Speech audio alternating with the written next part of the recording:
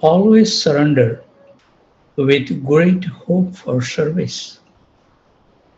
Why should Radharani give us service? Raghunath Das Goswami says that he is guilty of being an offender, a rascal, a useless wretch. It's a fact that we are at least these things and a lot more. But Radharani is great to hear. You have a buttersoft heart which melts constantly by the warmth of your compassion. So whether qualified or unqualified, one can actually make a claim for mercy. That is what mercy means. Mercy means you don't have to be qualified. You just simply have to ask for it. And it may come or it may not come, but you can always ask. We don't have to wait until we are highly qualified. When will one think, quote, am I qualified for mercy? Unquote. One will never think oneself to be qualified. Therefore, in whatever condition we are in, we may start actually asking and begging for mercy. Asking for mercy is the mood or the process of chanting the holy name of the Lord. This is what chanting Hare Krishna means, that we are begging for the mercy of Radha and Krishna. We are hearing the holy names, meditating on the pastimes, hoping against hope that all of these impurities within our hearts will become eradicated. And at the same time, if we concentrate and if we absorb ourselves in this activity, then all these impurities will be blocked. Neither we will indulge in them, neither they will be able to penetrate our consciousness or have any particular effect. The summary of this particular verse is that one has to learn how to beg for the mercy of Radharani and Krishna. And the mood of begging is called humility. And Chaitanya Mahaprabhu has given this instruction, Pranad api sunichena, taro api sahisnuna, amadina manadena, kirtaniya sadhari. This mood is the only way one will be able to constantly chant the holy name or practice devotional service in a systematic and consistent fashion. Without humility, doing so is not possible. Rather, our practice will always go up and down. I will go to the Mangalarti and the morning program, but as soon as I leave then, I revert to a different consciousness. Sometimes I'm up and sometimes I'm down. Therefore, humility is extremely important. And humility may be acquired by practicing the symptoms of humility, and specifically by associating with those devotees who are also themselves genuinely humble. By this humility, a devotee's life should be saturated with chanting the holy name. Satatam kirtayanto mam. We should always chant, because when we are always chanting in this mood, we will not give the opportunity for something else to come in. Otherwise, as soon as we stop, then immediately so many things will start coming through the mind. So an important point which Bhaktivinoda Thakur makes is that the mind must be engaged in thoughts which are essential for advancement in devotional service, such as, quote, how can I perfect my service? Thinking about Krishna, thinking about spreading Krishna consciousness, remembering the Lord pastimes, and chanting the holy name loudly are all such essential activities. He says, as soon as you don't think about essential activities, you will start thinking about non-essential activities. And these non-essential activity will allow all kind of other things to come back into our mind. So I think we will stop here. We will continue tomorrow. And now we will be dwelling in the life of our dear Srila Prabhupada. We are reading from the volume 3. And the chapter title is India Revisited, part number 1. It rained nicely, but then I don't know, it was saying that it will rain 100% throughout. But only around 2 o'clock it rained and then it stopped. Kirtananda later gave heart to the devotees back home and confirmed their suspicion. It was not Hinduism, not India. It was Swamiji and chanting Hare Krishna that was sustaining their spiritual life. As Prabhupada's spiritual children wrote from the fledgling center in half a dozen cities in North America, he would reply as follows. Vrindavan is an inspiration only, but our real field work is all over the world. Even if I die, you are my future hopes and you will do it. I'm feeling very much for you all. Please let the ball roll on just as it is set. Brahmananda wrote from New York asking for an explanation of why Swamiji, a pure devotee, was suffering serious illness. Swamiji had explained that conditioned souls and even beginning devotees are attacked by Maya. But was Swamiji also being attacked by Maya? On August 14, Srila Prabhupada replied to that question as follows. Don't be afraid of my being attacked by Maya. When there is a fight between two belligerent parties, it is always expected that there will sometime be reverses. Your country and the Western world is mostly under the grip of Maya and the modes of nature in passion and ignorance. And my declaration of war against the Maya is certainly a great battle.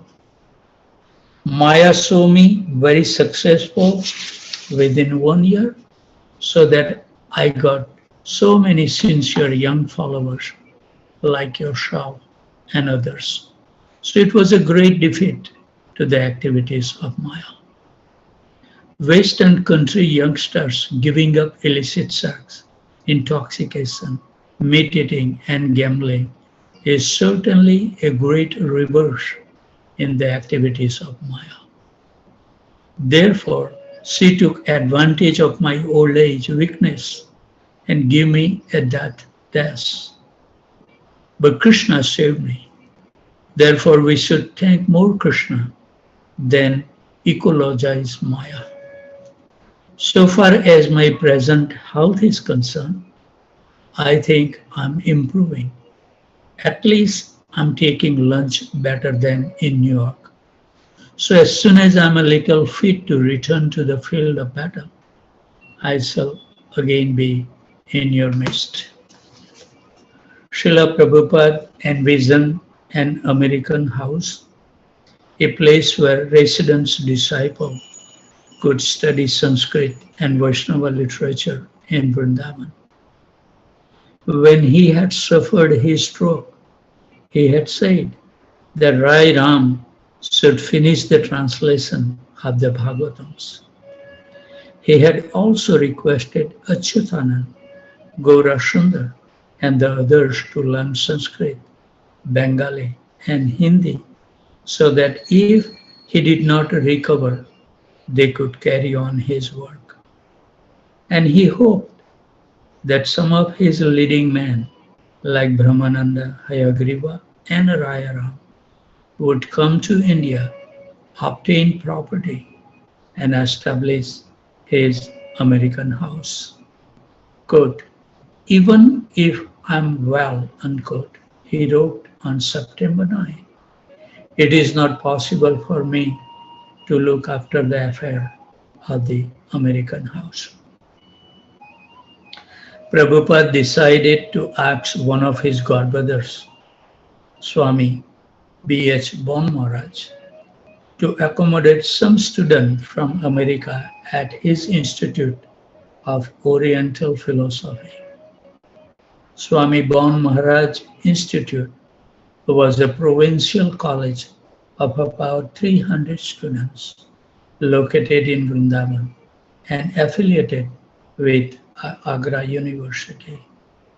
It was what is known in India as a degree college, an institution geared toward improving the economic conditions of the graduates by making them eligible for better jobs. When Srila Prabhupada and Kirtananda visited Swami Bon Maharaj at the Institute of Oriental Philosophy, Swami Bon received them in a clean parlor furnished with chairs, couches, and a radio. Swami Bon, wearing leather slippers, short visible through his thin dhoti, and an iron shirt with brass studs, appeared so and sophisticated. An educated man with straight, neatly parted graying hair. All the residents of Vrindavan in the 1930s, he had spent several years in England, where he had been received by the member of the royal family and had lectured at a number of colleges. But he had aroused no lasting interest. When Prabhupada had been struggling alone in New York in 1965, he had returned to Swami Bon asking for help. But Swami Bon had not responded. Even now, as Prabhupada told him of the work in America, Bon Maharaj didn't have much to say. But he was interested in the prospect of Americans coming to live and study at his institute. Foreign students would enhance the prestige of the institute in the eye of the government. He said the student could possibly be accommodated free of charge. Encouraged by the meeting with Bon Maharaj, Prabhupada wrote several letters to his disciples, inviting them to come and study Sanskrit. In his word, Prabhupada writes like this: if you want to learn Sanskrit, there is an ample opportunity in this institute. We had some preliminary talks, and it is hopeful that Swami Bon can give us some land for our own building. But even so, arrangement can be made with the existing facilities so that there would be no difficulty for the students who come here to study Sanskrit and the Goswami literature. It is a good opportunity for our students, and I shall be very glad to learn how many of you desire to come. Haribol. On Janmashtami day, August 28th, Srila Prabhupada awarded the order of sannyas to Kirtananda in a ceremony at the Radha Damodar temple. Kirtananda thus became Srila Prabhupada's first disciple to become a sannyasi. Kirtananda Swami. During the initiation, hundreds of visitors were present observing the birthday of Lord Sri Krishna, and many of them came by to congratulate the young sannyasi. Someone said he looked like Lord Chaitanya. Srila Prabhupada wrote as follows. He will be going back to the States very soon to begin preaching work with greater vigor and success. In the meantime, I shall try to utilize this white sannyasi for recruiting some members in India. Haribol. Early in September, Achyutanand arrived in Delhi. A Hindu lady gave him 5 rupees and he took the train to Mathura, where he got directions to the Keshavji Gaudiya Math.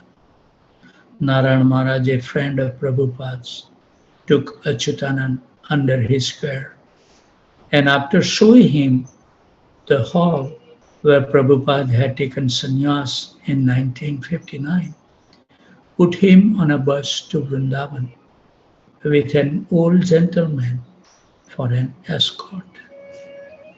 Accompanied by this escort, Achyutanand arrived by rickshaw before the Radha Damodar temple. Achyutanand walked into Prabhupada's room and fell prostrate at his feet. Quote, "Oh," Prabhupada said, "you are here." When Achyutanand looked up, he saw that Swamiji had a 5-day beard and was wearing only one piece of cloth wrapped around his waist from behind, crossed over his chest and tied behind his neck. Prabhupada smiled, apparently in good health. Kirtananda Swami also greeted Achyutanand and showed him his new danda. For Achyutanand, the most wonderful thing about Swamiji in Vrindavan was the simplicity of his life. Although in New York, Swamiji had worn simple robes, he had always been regal, a guru. But here he lived very simply and humbly. Once, when he sat down on the veranda outside of his room to wash his hands, his body instantly became covered with flies. Kirtananda and Achyutananda were always being bothered by the flies. This was the rainy season, but Prabhupada scarcely noticed them and sat quietly washing his hands. Kirtananda and Achyutananda agreed that Swamiji wasn't just another Vrindavan Babaji. There was no one else like him. Certainly, Gaurachand Goswami, proprietor of the Radha Damodar temple, wasn't like Swamiji. He wore thick glasses and could barely see. And when Kirtananda and Achyutananda went before the deity in the temple, Gaurachand Goswami asked them loudly, quote, "So how do you like them? Which one do you like the best?" "I like them all," said Achyutanand. "I like that big one on the end there," said the priest, pointing in an offhand manner at the deity of Krishna. Quote, "It looks a bit like General Chaudhary, unquote. The Swami's boy exchanged looks. What kind of guys are these? And went back to Swamiji for an explanation. Quote, they are caste Goswamis, Prabhupada explained. The original Goswamis, such as Jiva Goswami, who established the Radha Damodar temple, had engaged householders to worship the deities. And these caste Goswamis were descendants of those first householder pujaris.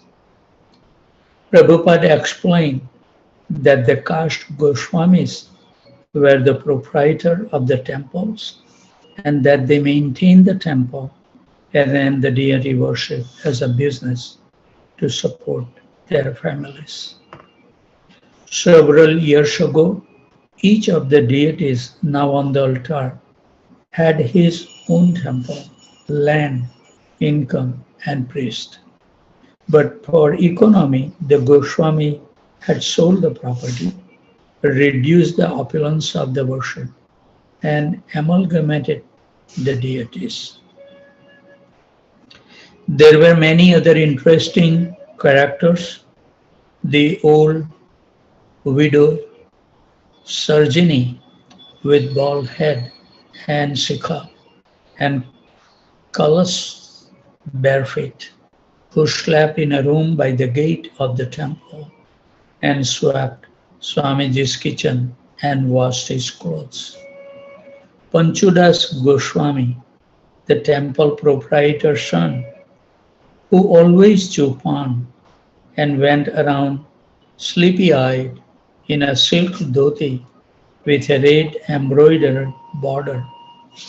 The dark old Babaji who came at night, who was constantly laughing, and who made sandalwood paste for Swamiji, the local herbal doctor, Vanmali Kaviraj, who presided, brightly smiling, from behind a desk in a tiny chamber filled with ceiling to floor with little bottles, and a famous Pandit who visited Swamiji and wore a gold-linked tulsi necklace and diamond rings. All of these persons were devotees, residents of the holy Vrindavan, but no one was like Swamiji. Kirtananda Swami even became disappointed that no one else in Vrindavan was like Swamiji. In the land where everyone was an Indian and everyone was a devotee, Swamiji was still unique.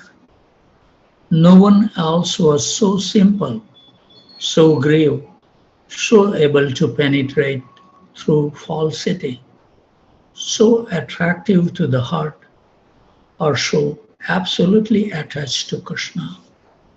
No one else could lead them. If Kirtananda Swami and Achyutanand were doubtful about some of the residents of Vrindavan, some of the residents of Vrindavan were also doubtful of them. When a European hippie couple wandered into Vrindavan one day, Achyutanand accompanied them to some of the temples. But at the Ranganath temple, they were refused entry. Achyutanand told Prabhupada, who replied, quote, "That's because you went with those fools," unquote.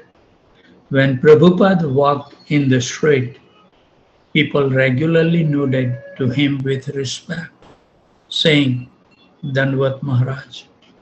But they were cautious about accepting his American follower as Vaishnavas. Srila Prabhupada, accompanied by his two disciples, again visited Swami Ban, riding to Swami Ban's institute by rickshaw. Prabhupada told Achyutanand that Swami Ban had started the institute as an academy of Vaishnava studies, but had affiliated with Agra University because the institute had not been bringing in any money. Now Swami Bon had money, but the institute had become an ordinary school devoid of spiritual value.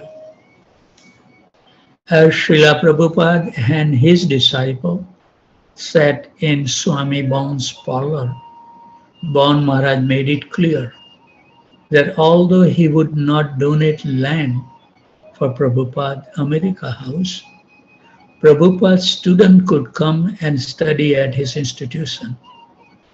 Achyutanand, he suggested, could be the first one. Swami Bon then took them to the main building to visit a class in session. Instead of seeing Pandits and Brahmacharis studying Sanskrit as they had expected, Prabhupada disciples saw boys with thin mustache and giggling girls. Prabhupada lectured and then asked Kirtananda to play the Hare Krishna record. After a few minutes, Bon Maharaj told Kirtananda to stop the record. But Kirtananda, seeing Swamiji enjoying the record, let it play. Achyutananda is explaining this situation in his own words as follows. We walked around the place and I thought, quote, this is just a mundane school. I don't want to go here.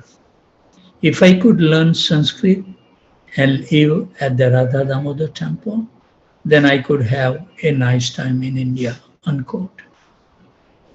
They continued their tour of the facilities, and after seeing the dormitory, Prabhupada doubted whether his American disciple could endure the austerity and the academic studies. It seems that one of the two boys was always sick. First, Kirtananda Swami had gotten dysentery. Then something had been wrong with Achyutananda's stomach. Then they had both been exhausted from the heat. Quote, on the whole, unquote, Srila Prabhupada wrote to Rupanuga in New York, quote, the American boys who come here become first depressed. So I do not know how far our American house in Vrindavan will be successful, unquote. His boys were not particularly studious or austere. Besides, both Kirtananda Swami and Achyutanand had developed a definite dislike for the rector of the Institute of Oriental Philosophy. And Srila Prabhupada obviously has reservation about the place. Quote, you can go and study there, unquote, Prabhupada told them. Quote, but don't live there. Live at the Radha Damodar temple and go. You can get a bicycle and to go there, unquote. Gradually, the idea of immediately acquiring an American house in Vrindavan began to dwindle. Prabhupada needed his own place for his disciples, and that would take time. With regular medication, massage, rest, and the heat of Vrindavan, Prabhupada felt himself recovering. By mid-September, he declared himself 90% fit to return to United States. He predicted that he would be back there by the end of October. B.R. Sridhar Maharaj, Prabhupada's godbrother, whose ashram was in Navadvip, West Bengal, wrote to invite Prabhupada to spend the month of Kartik with him at the ashram and join him for his Vyas Puja celebration. Srila Prabhupada liked the idea of going to the holy land of Navadvip, where Lord Chaitanya has spent his early years, and seeing his godbrother. He also wanted to visit Delhi again and inquire about printing his books. Swamiji, Achyutanand asked, when you go to Navadvip, am I supposed to stay here in Vrindavan and study? Quote, don't you want to see the birthplace of Lord Chaitanya? Prabhupada asked. Achyutanand did, and Prabhupada, Kirtanand Swami, and Achyutanand left for Vrindavan together and returned to the Chipiwada temple in Delhi. 6:53, I think we should be punctual in our practices. Before the devotees goes, we would like to offer our humble obeisances at the dusk of the lotus feet to join and support our eternal journey, chanting Hare Krishna Mantra. Vanchakalpatarubhasya kripa sindhubhaiva cha patitanam pavanebhyo vaishnavebhyo namo namaha. So thank you very much for joining. If anybody has any question, comment, correction, or chastisement,